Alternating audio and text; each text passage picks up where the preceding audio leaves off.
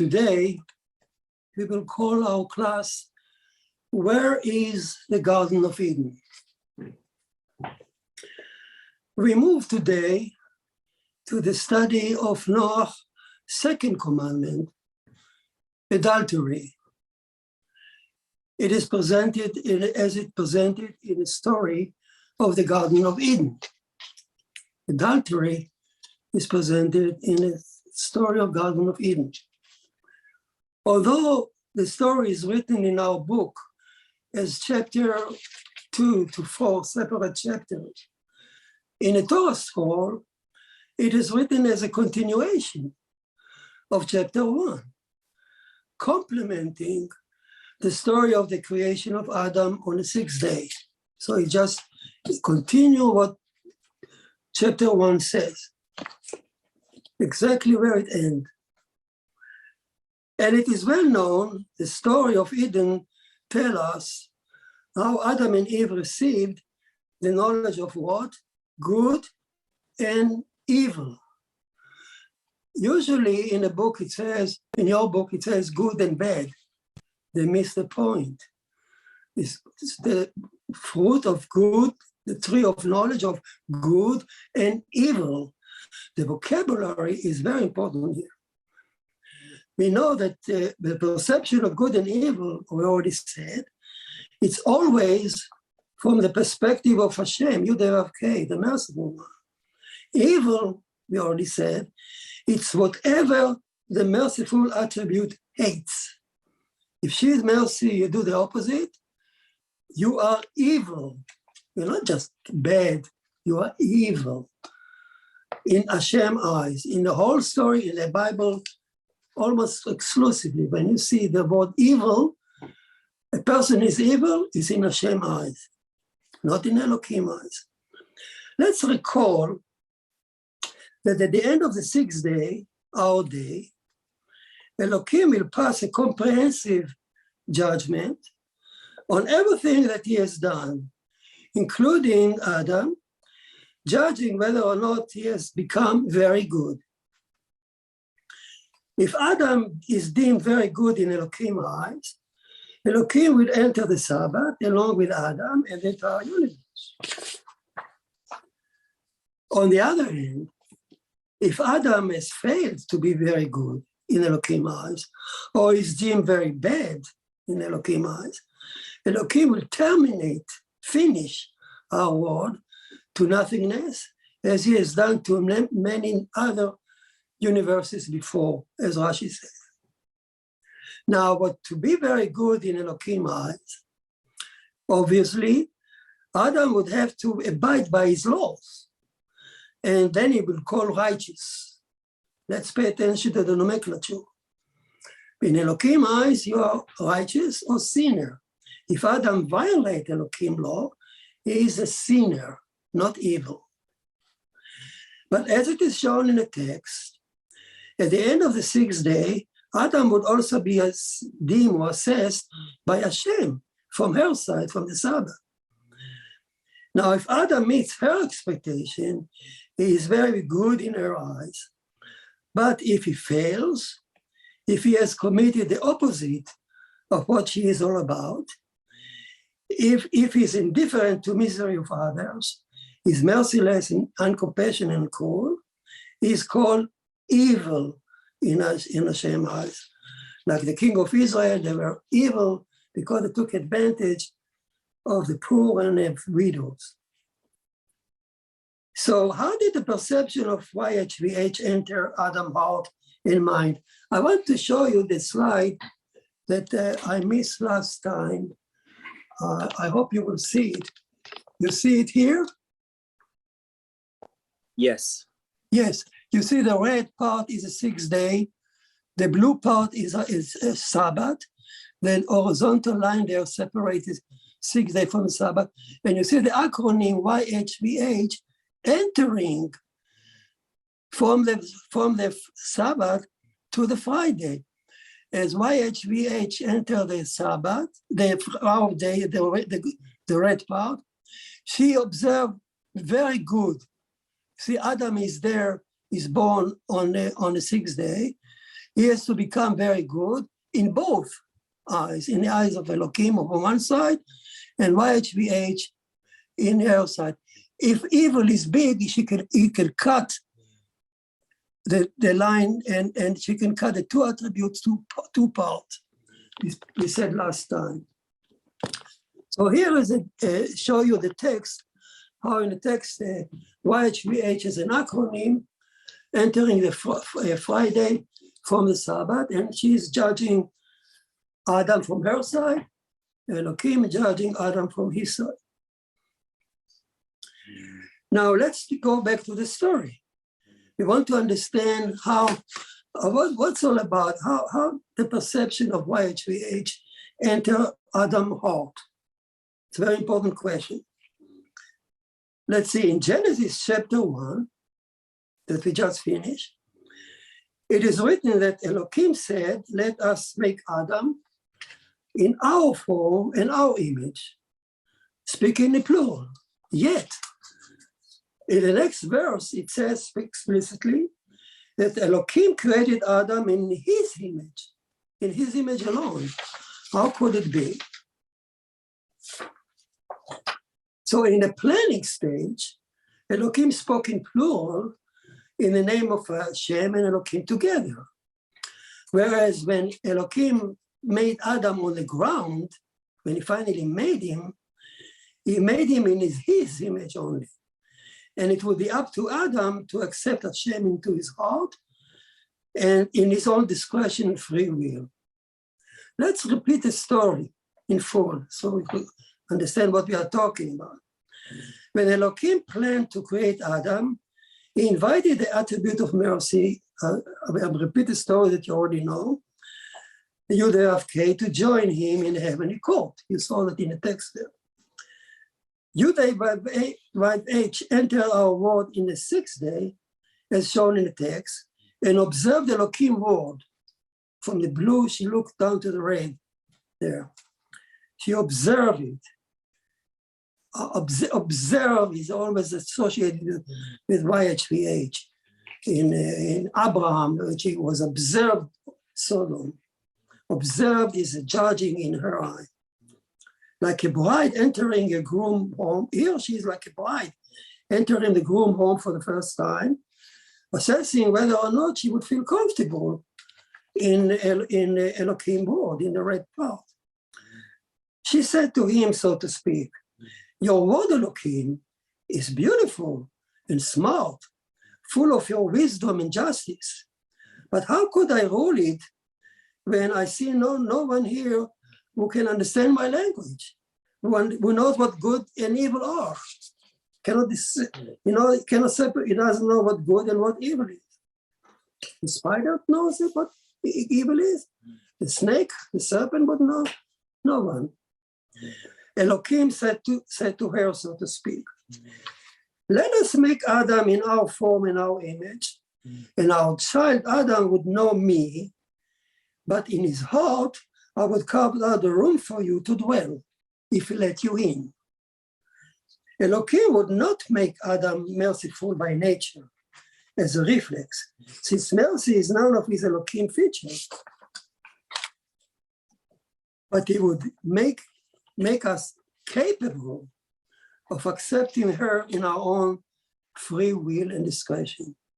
So Hashem obviously agree, YHVH agree, the attribute of mercy agree to that.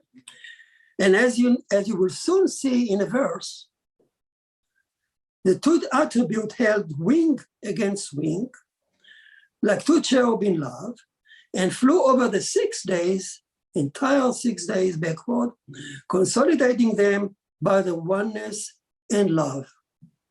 You will see it in the verse. It was not unlike a groom, but what have been consolidated by the love. It's like a groom house that gets a new shape and light by the authority and the charm of the new bride entering it. So when she enters it, it's consolidated. That's the song of the Levite. That's exactly the song of the Levite in the temple that sang on Friday, expressing that idea, consolidated the world. You Hashem, consolidated today your world. Hence, as the text says, at the planning stage, Elohim spoke in plural, saying, let us. Whereas when making Adam, Elohim made him in his image only, and expecting Adam to fill the gap and accept Hashem into his heart on his own discretion. Well, hearing that, it seems that there is a problem here. It seems that to fill the gap and accept Hashem is a discretion. So it looked like a person may abide by Elohim law, never rape, never kill, never steal, never bother anyone, and yet he ignores Hashem's expectation of him altogether. Such a person lives in ordinary life, never violate any law, yet he is oblivious to suffering in his own community. He may never contribute any charity above bare minimum. He may never volunteer to help the needed or contribute to welfare. He may buy diamond ring, ignoring the abused children in Africa, Abu Dhabi. He may ignore the suffering of animals by human hand. He may never support any human right.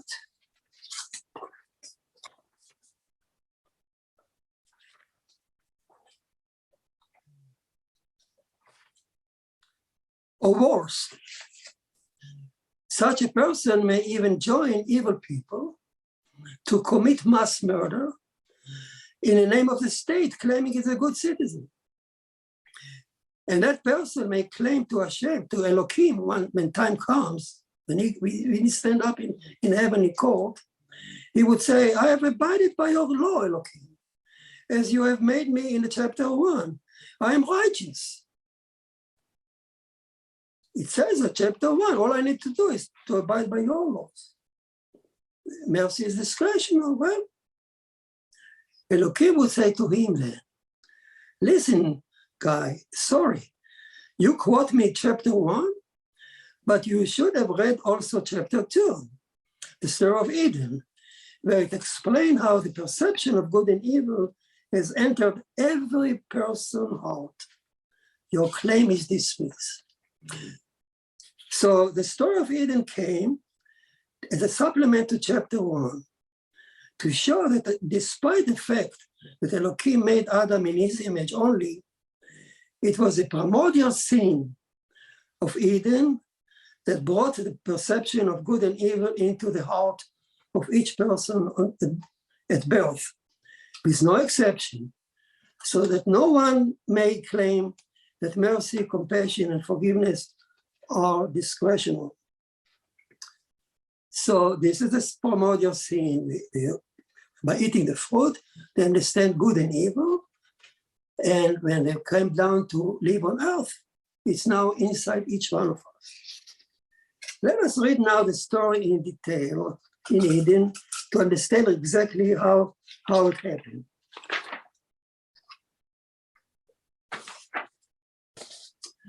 Let's see the introduction to the story of Eden. You can open up the Bible, but I can read it for you. The introduction of the story of Eden, chapter 2, verse 4 says, this, I will read it for you, and pay attention to every word. This is a history of heavens and earth when they were recreated on the day that Hashem Elohim, two attributes together, on the day that Hashem Elohim made earth and heavens in the opposite direction. Chapter 1 is heaven and earth. Here it says earth and heaven again. This is a history of heaven and earth, like chapter 1, when they were recreated on a day that Hashem Elohim made earth and heavens, the opposite direction. The verse continues the story of creating Adam on the 6th day. it says that the two attributes, Hashem, Yud-Heh-Vav-Keh and Elohim, recreated earth, the earth and heaven in the opposite direction to chapter 1. What does it mean? Let's pay attention to the name first. While in chapter 1, the attributes appear each one by itself, Elohim appears alone 32 times, and Hashem Yud-Heh-Vav-Keh appear once at the end of this chapter. I just show it to you. There's a hidden acronym at the junction between the 6th and the 7th day.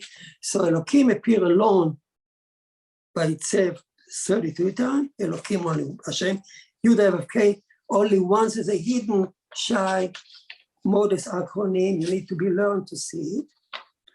Here in the story of Eden, suddenly, the attributes appear the first time ever together and in the open, and together like Hashem Elohim. They write in the text, the full name, side by side.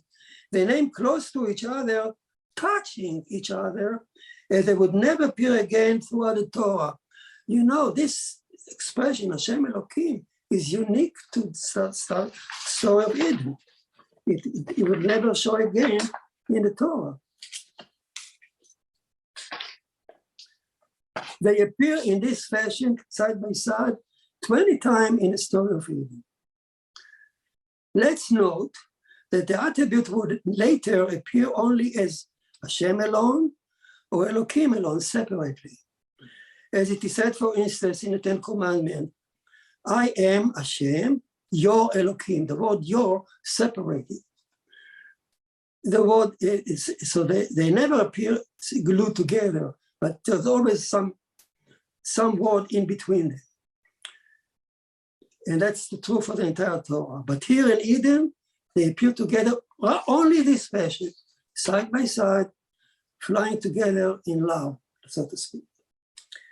Now the verse says that Hashem Elohim in oneness recreated earth and heavens in a reverse direction to chapter 1.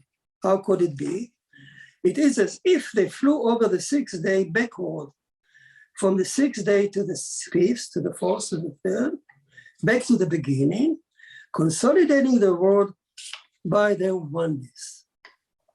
Then it says that Hashem Elohim formed the Garden of Eden. Here we come to the Garden of Eden. On what day was it? On what day was Garden of Eden formed? The verse actually stipulated exactly, precisely. You cannot miss it. It says, you know when the Garden of Eden was formed? When there was no shrub on the field yet on earth. And the grass of the field has not yet grown, no shrub, no grass. For Hashem Elohim has not yet showered rain on earth. There was not even rain. And there was no Adam to till the ground. Only myths went up from the ground and watered the entire face of the world. God. The verse says that the Garden of Eden was formed on a day when there was no shrub, no grass, not even rain, no animal, no Adam. And just myths coming from the ground and watering the dry. So what day could it be? What day there was no grass, no rain, no shrub, no tree, nothing on earth. So about dry land. So the Talmud says, can't give you the answer. About 2,000 years ago, it said, it was the 3rd day before Elohim seeded any life on a dry land.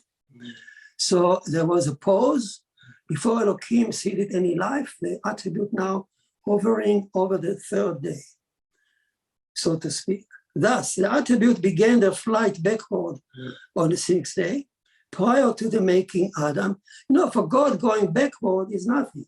It's like you do rewind. God is beyond time, beyond anything. For him, going backward and forward is nothing. So the attribute began the flight backward, so to speak, on the 6th day, prior to making Adam, and when they reached the third day, they formed the Garden of Eden there. Now, how is it possible? The key to understand this is the word formed as opposed to create. You don't pay attention to it, but Hasidut pay very much attention to it. There is a difference between to create, to form, and to make. What's the difference?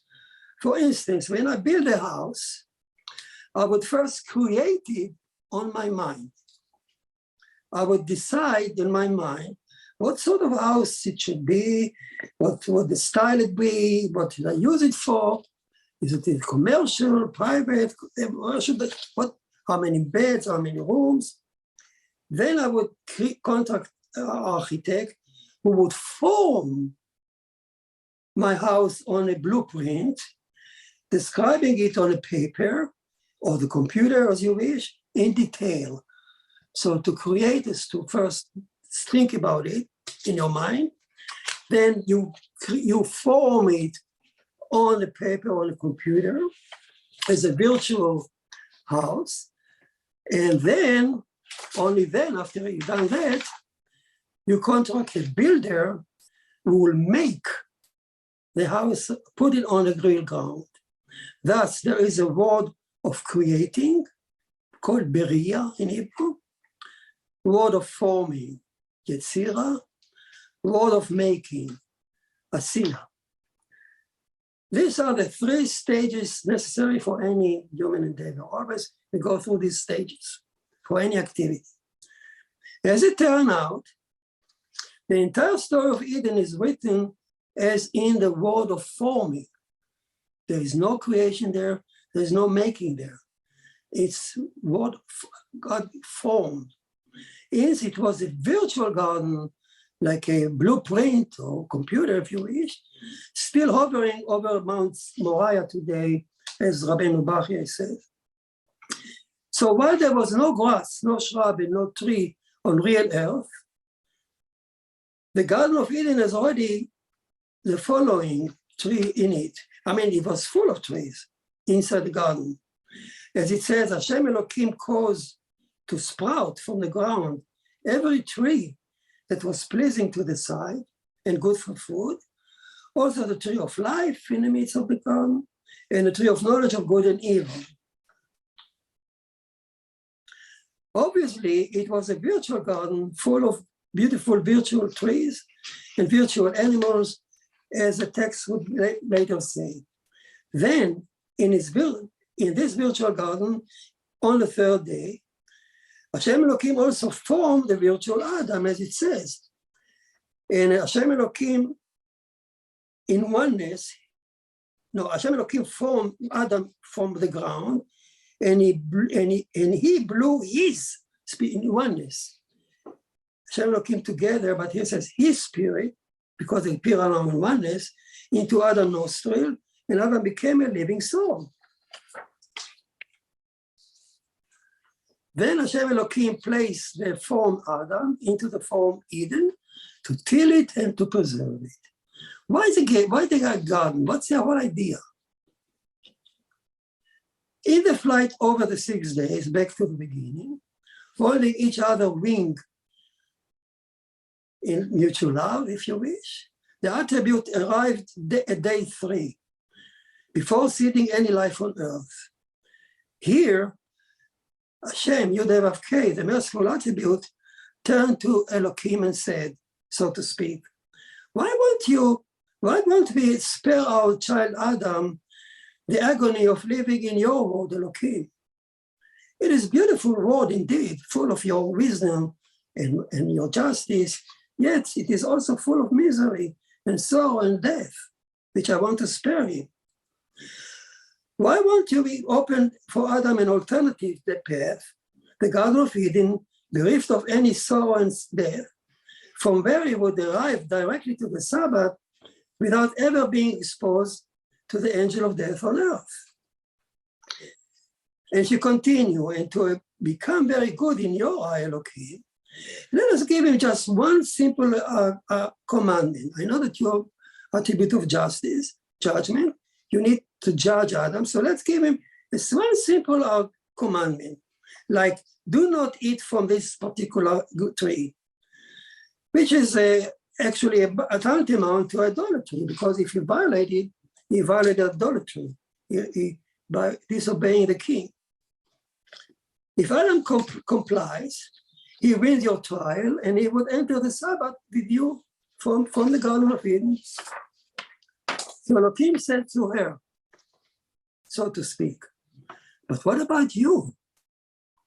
If Adam never lives on earth, on real earth, never been exposed to sorrow and death, how would he never comprehend you, your love, your mercy, your compassion, and forgiveness? This is shown only on the background of my word. In that case, he would never know your full glory. Yudavk answer to him, so to speak. I don't mind. She speaks like a loving mother. I don't mind giving up my glory in his eyes, as long as I have spared him the agony of living in your world. All I would ask from Adam in Eden is to feel my holiness, my joy and my love to him. If he feels that, he would be very good in my eyes. So in Eden, Adam will have to abide by just one commandment, idolatry, which is talked about adultery, do not eat from the fruit. And from Hashem's perspective, she doesn't care if he doesn't appreciate her glory of mercy, because in Eden there is no need for mercy, compassion, and God. So Adam would never feel it, never understand it in Eden, but she doesn't mind. As long as he accepts her joy and love, that's all a loving mother would like to do.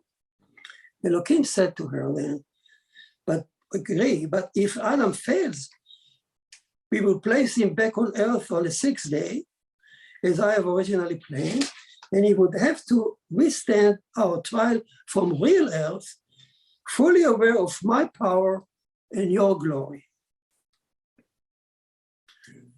Hashem agreed, so to speak, and the two attributes form the Garden of Eden, form Adam, and place Adam inside to kill it and keep it, hoping he would withstand a simple trial and enter the Sabbath directly from there.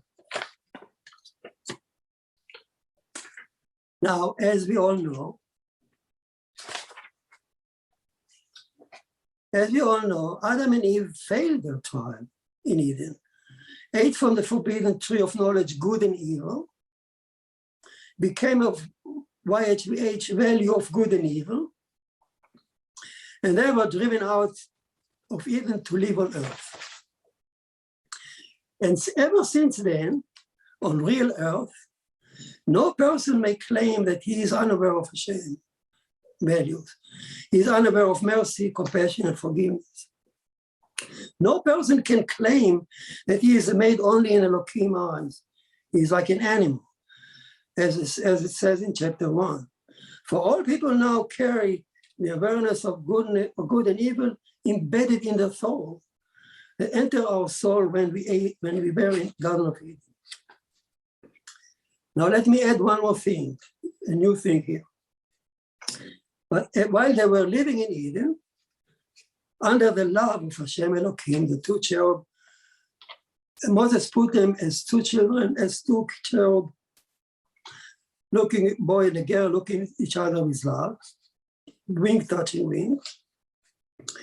So, but in Eden, while they were living under such reign, kingship of Hashem Elohim in love, Adam and Eve received, by eating the fruit, another aspect of Hashem's holiness, and that is the ability to distinguish between sexual promiscuity and marriage, adultery versus pure family life.